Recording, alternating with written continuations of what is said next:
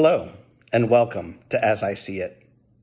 In this video, I'd like to share a document titled The Restoration of the Fullness of the Gospel of Jesus Christ, a Bicentennial Proclamation to the World.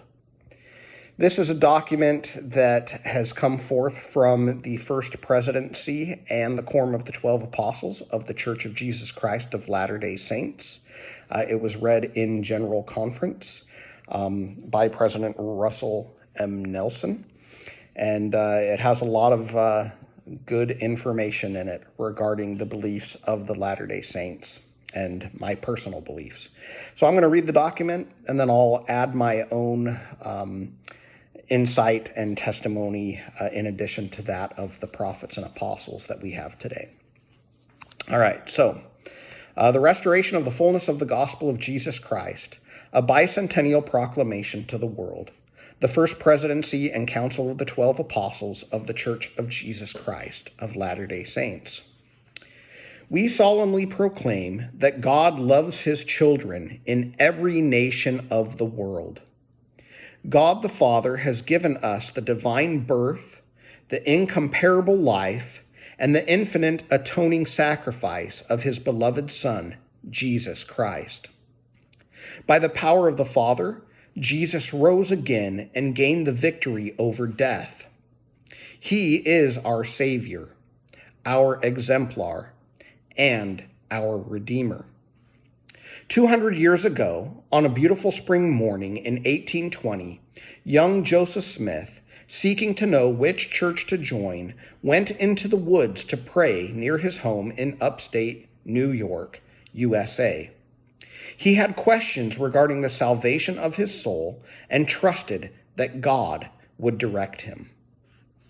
In humility, we declare that in answer to his prayer, God the Father and his Son, Jesus Christ, appeared to Joseph and inaugurated the restitution of all things, Acts chapter 3, verse 21, as foretold in the Bible. In this vision, he learned that following the death of the original apostles, Christ's New Testament church was lost from the earth. Joseph would be instrumental in its return.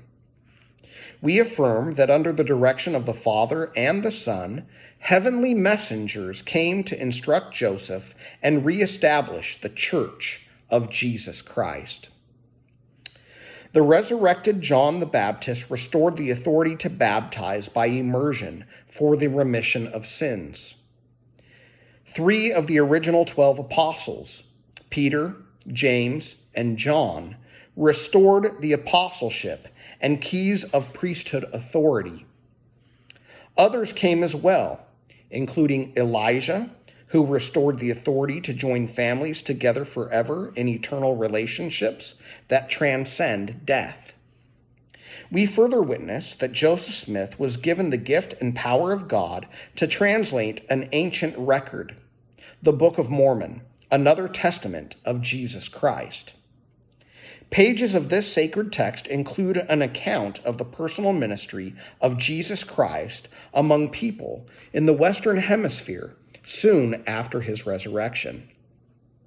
It teaches of life's purpose and explains the doctrine of Christ, which is central to that purpose.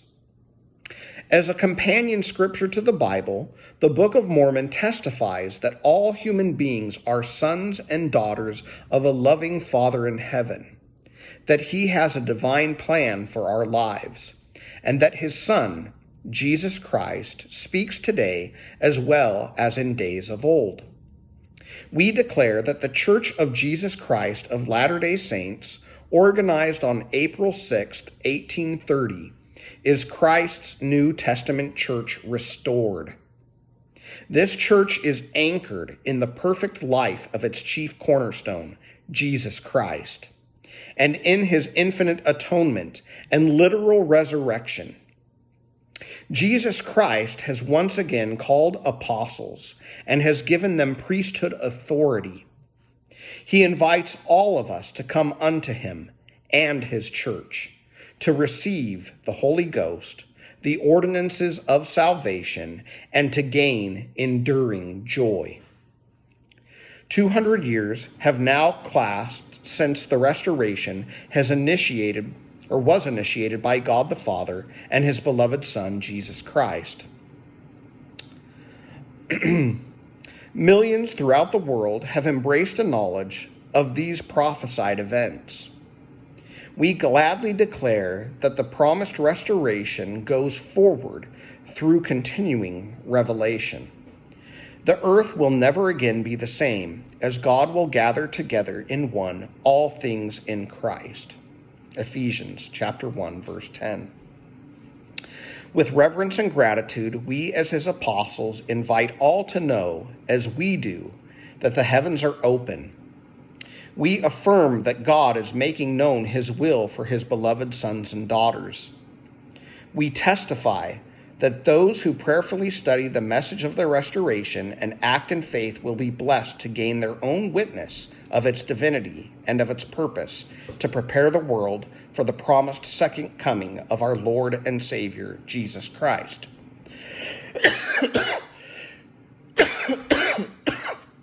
Excuse me. Okay. I do believe that I misspoke in 3 paragraphs up. It says 200 years have now elapsed since the restoration was initiated by God. I think I said that 200 years had now clasped. Sorry, my eyesight's not that good. Anyhow, you can access this document through lds.org, the church website. Just type in the restoration of the fullness of the gospel of Jesus Christ, and you can read the document for yourself. At the bottom, it says that this proclamation was read by President Russell M. Nelson as part of his message at the 190th Annual General Conference on April 5th, 2020 in Salt Lake City, Utah. I would just like to add my personal witness and testimony regarding everything that these prophets and apostles have said here. I know that Jesus is the Christ. He is my Lord and my Savior.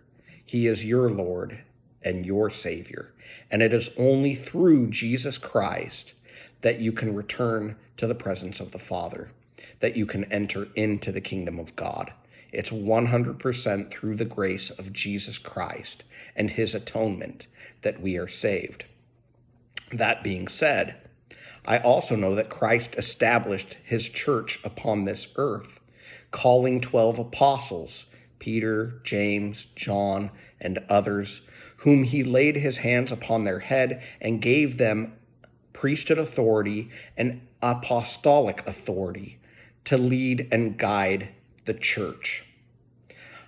I know that there was an apostasy, a falling away from that church following the death of the apostles, that it was not long after that the priesthood was revoked, that there were no longer apostles to lead and guide the Christian church.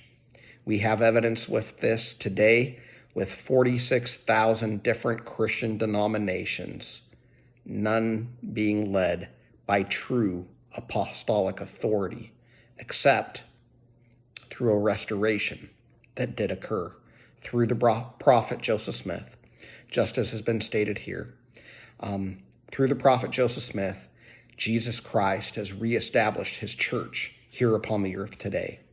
And we have priesthood authority restored. We have apostles and prophets restored. We have the church of Jesus Christ with all of its authority restored. I invite you to research this for yourself, to go to God with this yourself, to find out if it is true. I have done that.